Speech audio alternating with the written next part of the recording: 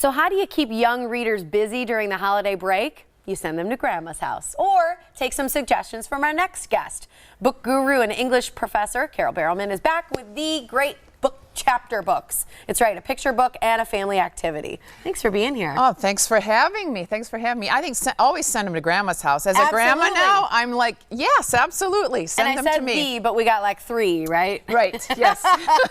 That's exactly right. All right, so this first one is A Child of Books. And this, to me, looks like a coffee table book almost. It is a coffee table book, and it is beautiful. The art in it is stunning.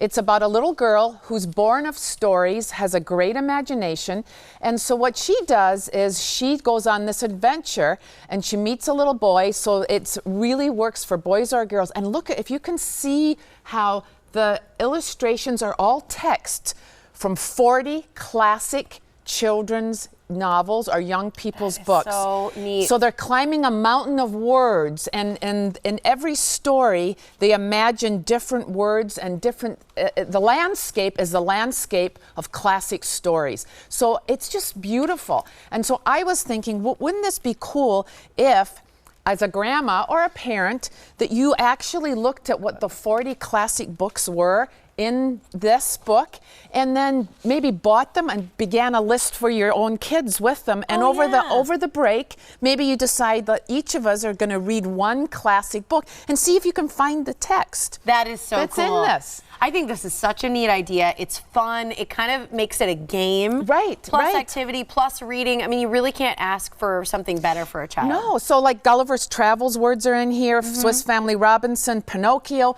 So it's the books that we grew up Show with. The front here yeah, again. Yeah. Again, so this is A Child of Books. Yeah. Really beautiful. I know.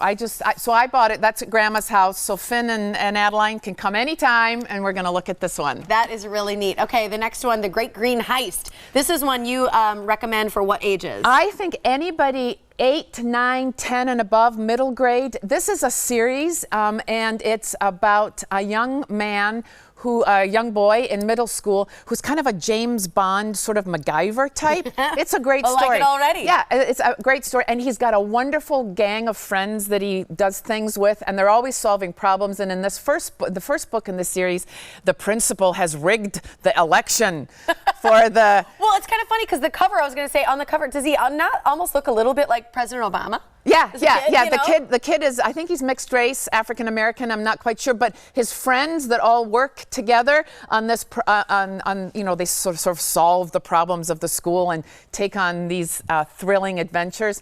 They're all very, very of the real world. Okay. It's a wonderful cast of characters. I like that one. Yeah. Okay, so the next one, Yolanda's Genius. This book is about a young girl.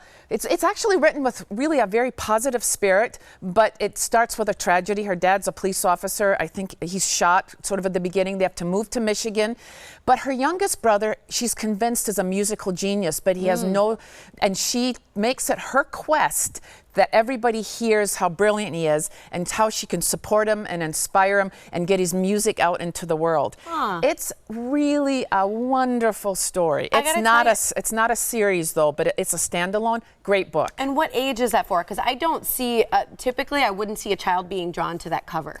I agree with you. I think this is probably middle grade and up. Okay. The person who recommended this to me is an adult. Okay. And so I even think if you have some adults in your life who don't read a lot, these are the books to give them to bring them back to reading. Okay.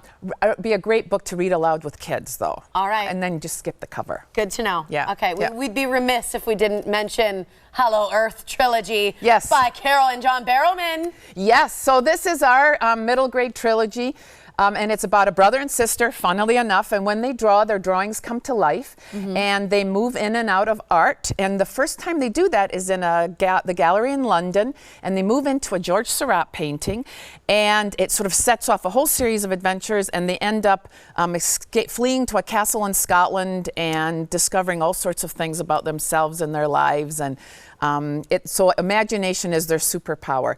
So this is the first book in the series. The image that we just saw, I think, is our bumper book. So you can get that online, and it gives you. What does a bumper book mean? A bumper book means it's all 3 books in the series all together. In one book? In one book. Oh, I didn't know that. Yeah. See, you learned something? I did. That's your first thing you've That's learned. the bumper book That's cover? the bumper book cover. So if you go online, Amazon or whatever, you can get that book, and it will give you all 3 books. And then you cool. can, you can, Mom and Grandma can go have a glass of wine and let the kids read. Do you think kids are, they just naturally like to read, or is it something you really have to push them to do? I think probably kids are naturally curious and like to read, but you have to keep books in their lives, and it's too easy not to have books in their lives right now. There's too many other things. Parents tend to have to push and push. You got to read more. You You got to read more. When they get older, you certainly do. There's kids like me who are going to read no matter what. But my brothers, we had to keep books in their lives, and they read at a different level, but they still read. My son doesn't read as much as my daughter, but we were surrounded by books. So you have to keep on it. It's worth it. Foster that love. Yeah, it's worth it. Here's how you can find a list of all the books that Carole recommends, as well as her trilogy, BarrowmanBooks.com. Thanks, Carole. You're welcome. Thank you.